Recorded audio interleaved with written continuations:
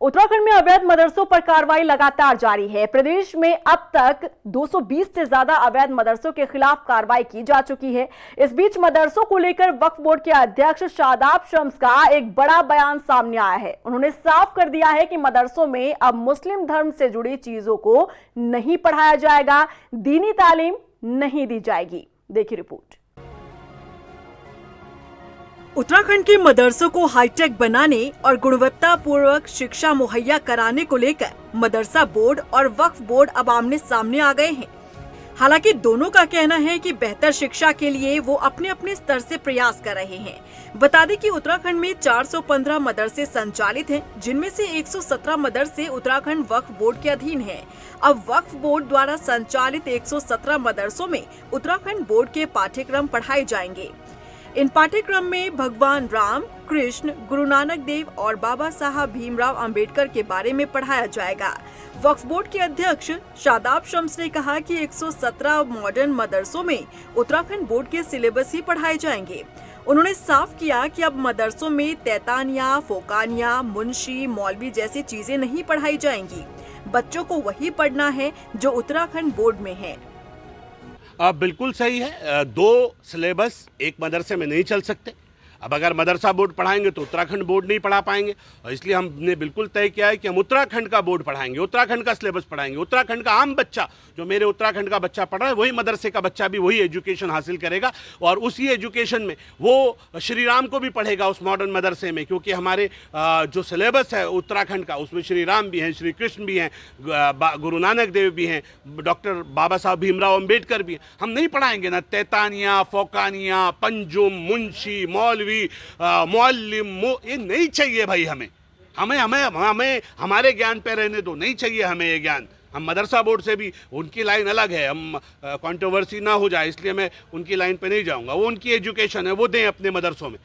वहीं मदरसा बोर्ड के अध्यक्ष मुफ्ती शमून कासमी ने कहा कि मदरसों में 2023 से एनसीईआरटी की किताबें पढ़ाई जा रही हैं। बच्चे भी वही पढ़ाई कर रहे हैं जो दूसरे स्कूलों के बच्चे पढ़ रहे हैं। जिन्हें इस बारे में जानकारी नहीं है, वो अलग अलग बयान दे रहे हैं। वहीं अब वक्फ बोर्ड और मदरसा बोर्ड दोनों ही अपने अपने स्तर से छात्रों को बेहतर शिक्षा मुहैया कराने का दावा कर रहे हैं। देखिए, असल में जो मदरसा बोर्ड है वो आधुनिक एजुकेशन जो है सारे मदरसों को उपलब्ध करा रहा है, और आपने देखा कि 96% बच्चे 2024 में उनमें सफल हुए। अब जो यहाँ जो वक्फ की संपत्ति पर मदरसे चल रहे हैं, अधिकतर उन्हीं मदरसों में वही मदरसे सील हुए हैं, क्योंकि वो नियमित तौर से कहीं से रजिस्टर्ड नहीं थे। ज़्यादातर बच्चे जो हमारे पास जो मदरसे हैं वो बंद हुए हैं।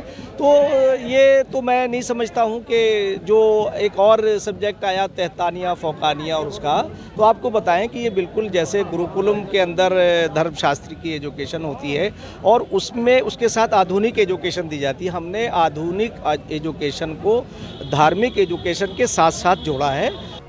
मदरसों की पढ़ाई को लेकर कांग्रेस ने वक्फ बोर्ड के अध्यक्ष पर सवाल उठाए हैं। कांग्रेस प्रदेश उपाध्यक्ष सूर्यकांत धस्माना ने कहा कि फंडामेंटल राइट है कि बच्चे किसी भी धर्म की पढ़ाई कर सकते हैं।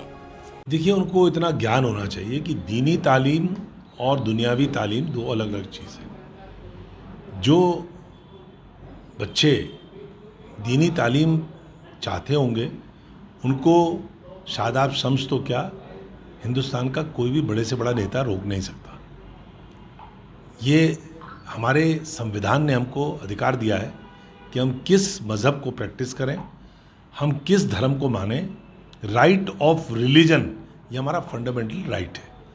तो इस तरह की मूर्खतापूर्ण बात का जवाब देना तो मैं समझता हूँ कि कोई होशियारी का काम नहीं है। वक्फ बोर्ड के अध्यक्ष द्वारा मदरसों को मॉडर्न बनाने की कवायद शुरू की जा रही है। वक्फ बोर्ड के अंदर जितने भी मदरसे आते हैं उन सभी में अब दीनी तालीम नहीं दी जाएगी, बल्कि उत्तराखंड बोर्ड के सिलेबस को पढ़ाया जाएगा, जिसे लेकर विपक्षी दल वक्फ बोर्ड के अध्यक्ष पर निशाना साध रहे हैं और संविधान न मानने की बात कह रहे हैं। अब देखना होगा कि आगे आने वाले समय में मदरसा बोर्ड की शिक्षा पद्धति में कितने बदलाव देखने को मिलते हैं और इसका विशेष समुदाय के बच्चों पर क्या असर पड़ता है।